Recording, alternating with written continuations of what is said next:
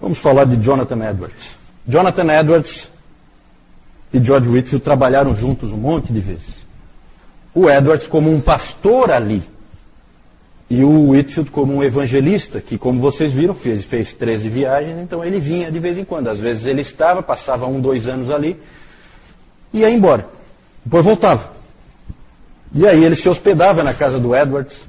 Esses dois trabalharam juntos muitas vezes.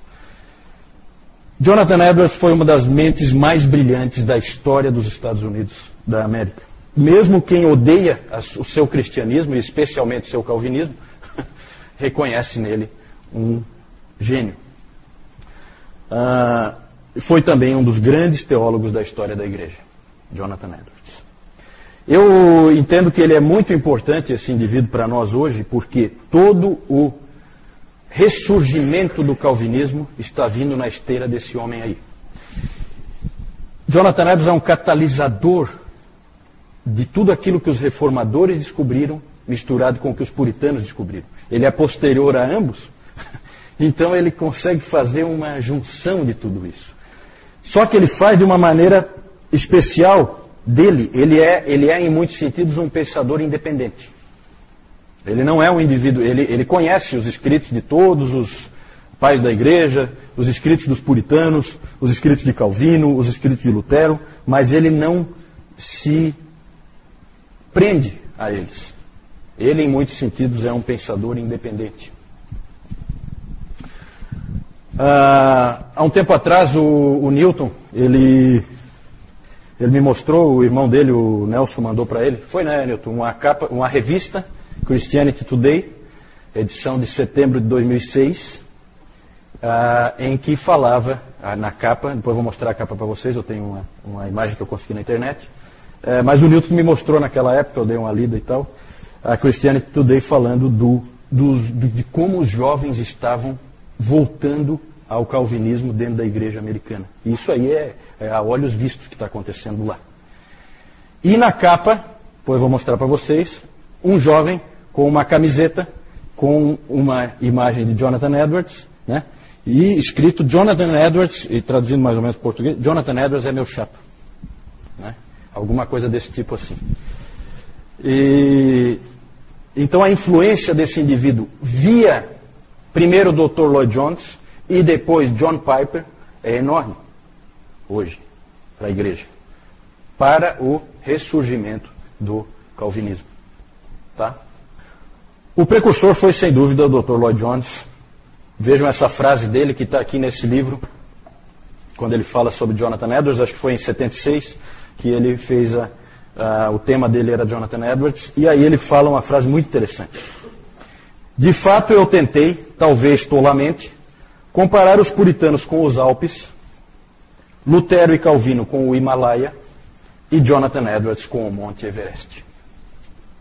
Está o conceito que ele tinha de Jonathan Edwards. Puritanos, Alpes. Lutero e Calvino, Himalaia.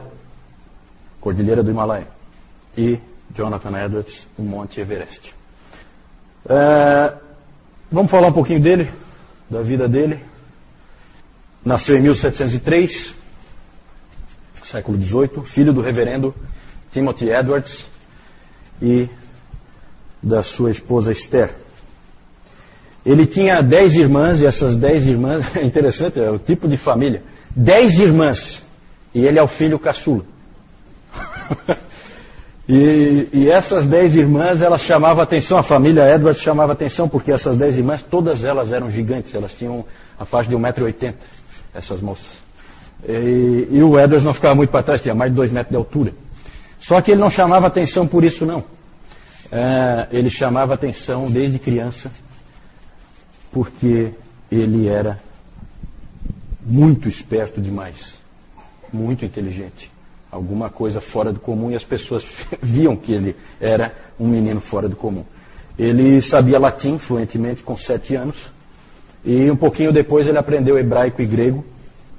Aos 11 ou 12 anos por aí, ele escrevia ensaios sobre assuntos, até você consulta na internet, você vê, ele escreveu um ensaio sobre insetos, um trabalho mesmo científico sobre insetos, que o pessoal lê com muito prazer hoje ainda, né? 12 anos de idade.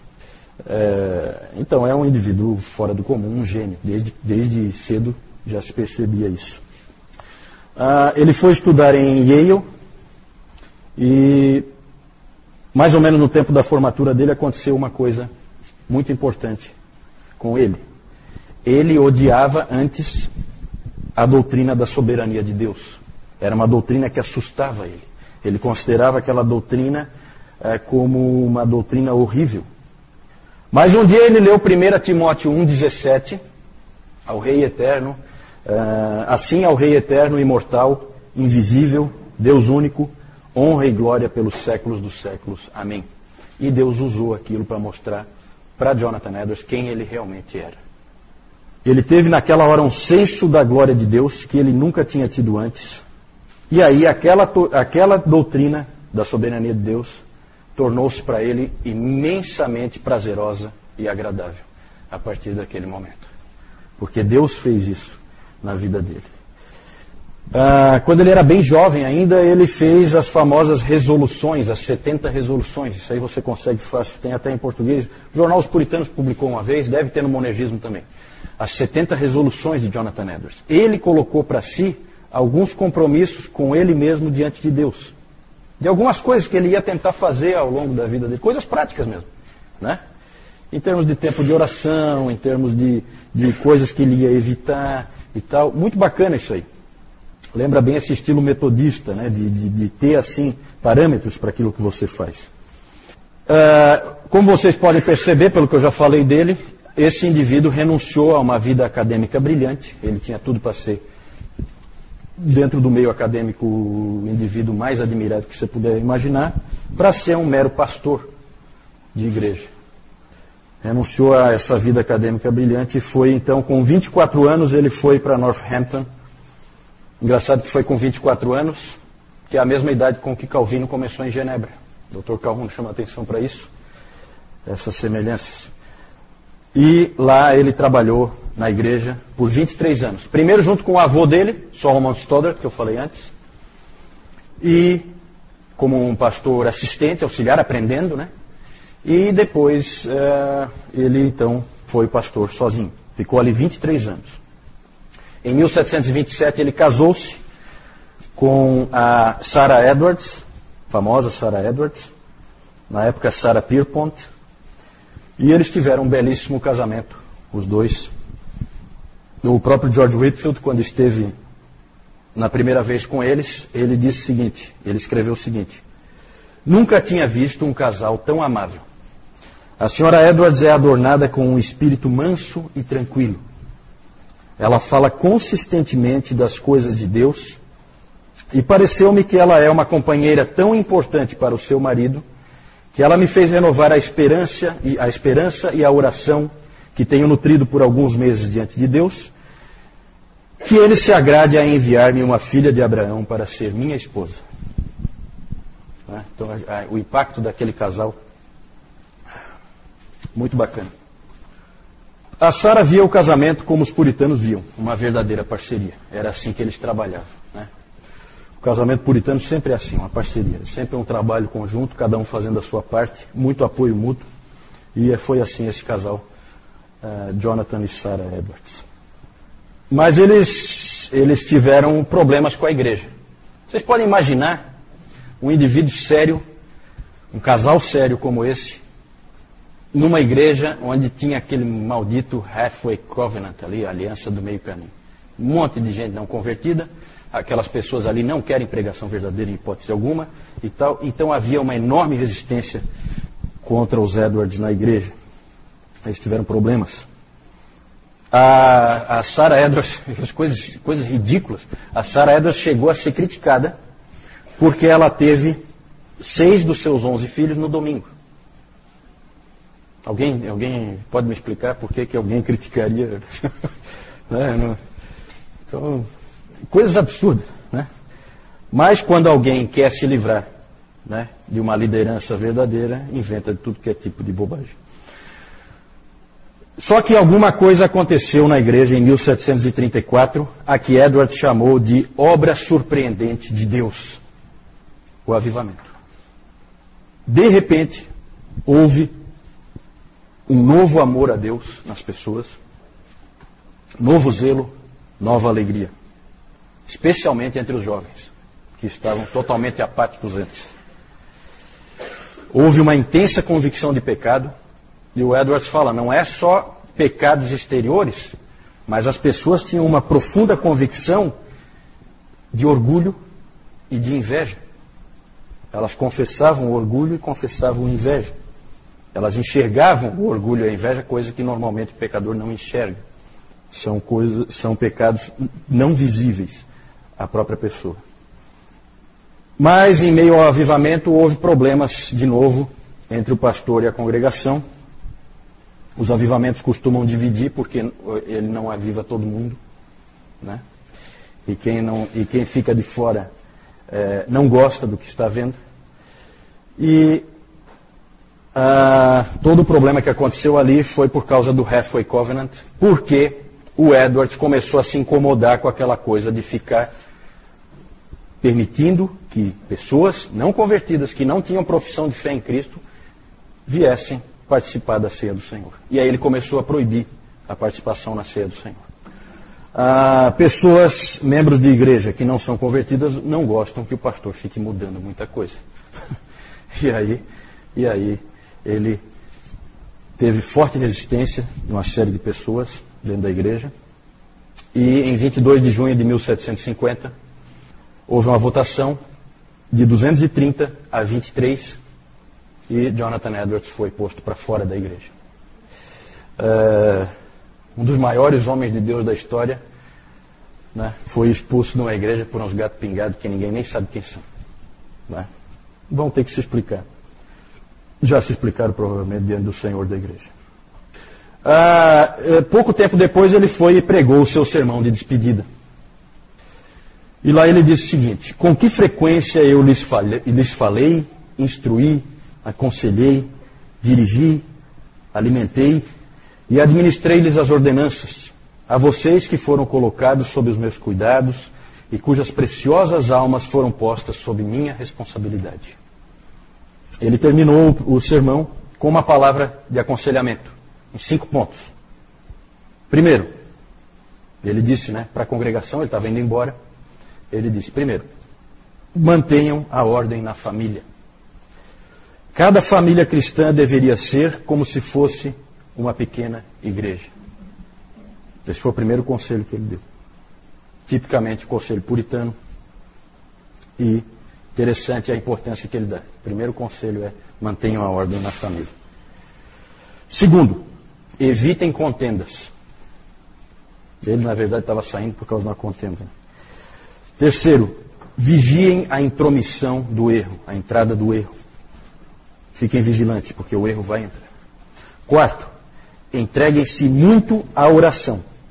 Interessante porque uma das resoluções do Edwards, aquelas 70 resoluções, uma delas era assim: ore até que você tenha orado. Fique orando até que você tenha orado. Não desista.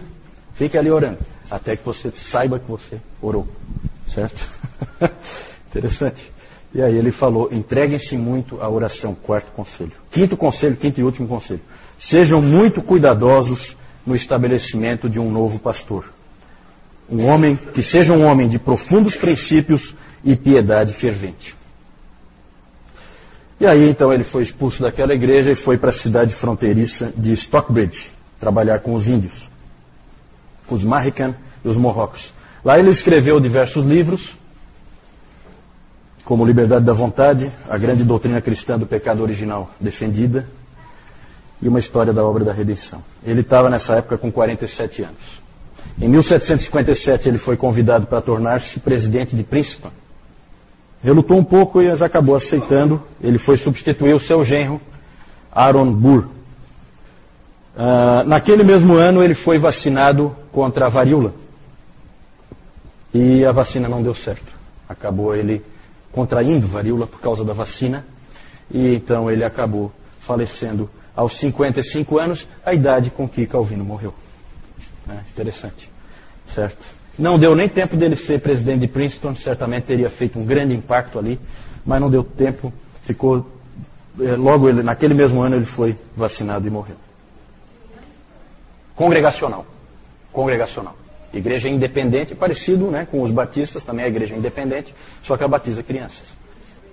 Não, os puritanos que vieram lá para os Estados Unidos, boa parte deles, não sei se a maioria, mas boa parte deles eram congregacionais. Eram chamados de independentes. Lá na Inglaterra eles eram chamados de independentes.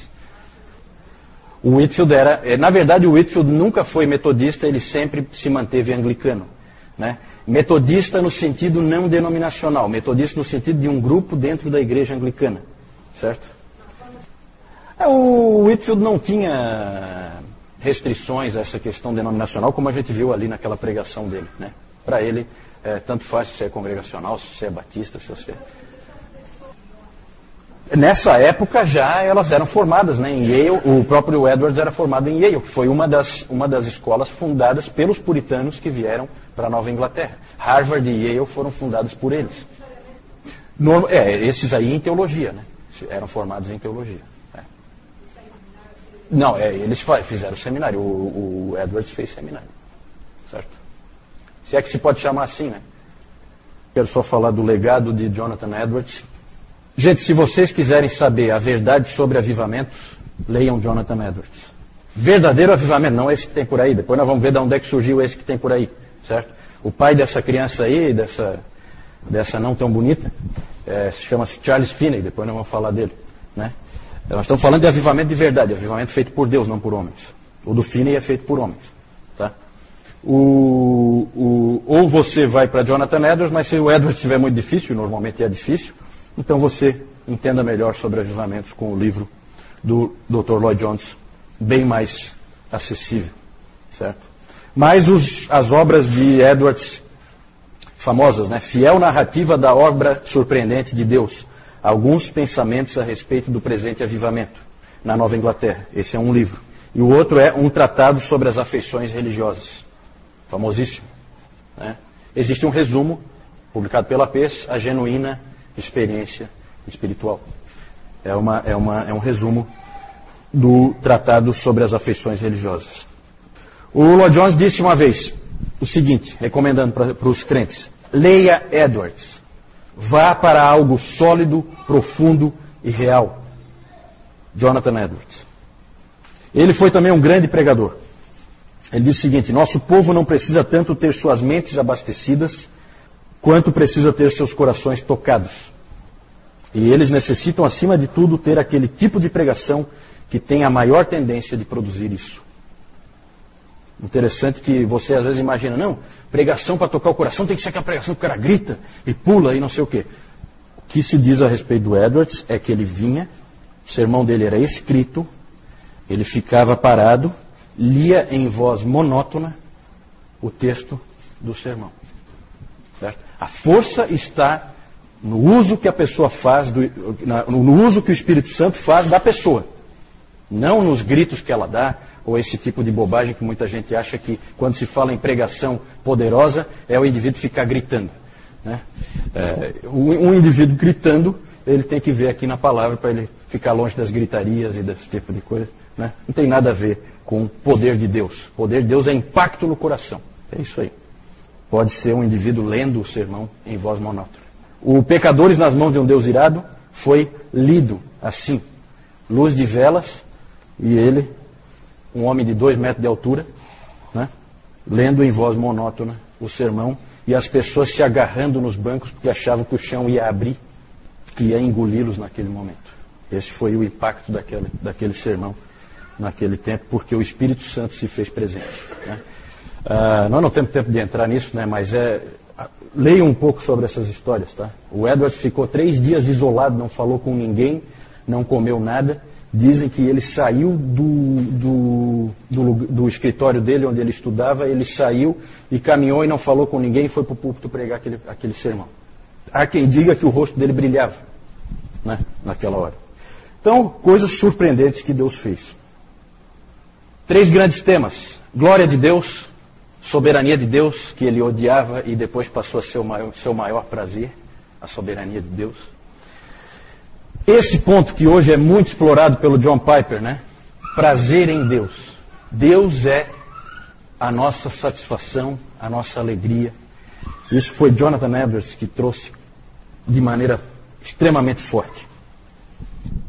Ele diz assim: Deus é o maior bem da criatura racional. E o desfrutar dele é a única alegria com que nossas almas podem ser satisfeitas. Pais e mães, maridos, esposas, filhos ou a companhia de amigos terrenos são tão somente sombras. Mas o desfrutar de Deus é a substância. Aqueles são os raios de luz, mas Deus é o sol. Aqueles são só as correntes, mas Deus é o oceano. E também, já falei, o julgamento de Deus, o famoso sermão que ele pregou em Deuteronômio 32, 35, pecadores nas mãos de um Deus irado. A pregação dele era carregada de teologia, eu já li alguns sermões dele, são sermões muito ricos, muito, muito ricos. São carregados de teologia e aplicação.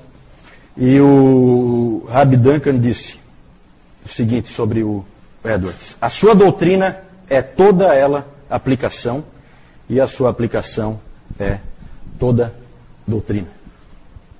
Então, há uma ligação fortíssima entre aplicação e doutrina em Jonathan Edwards.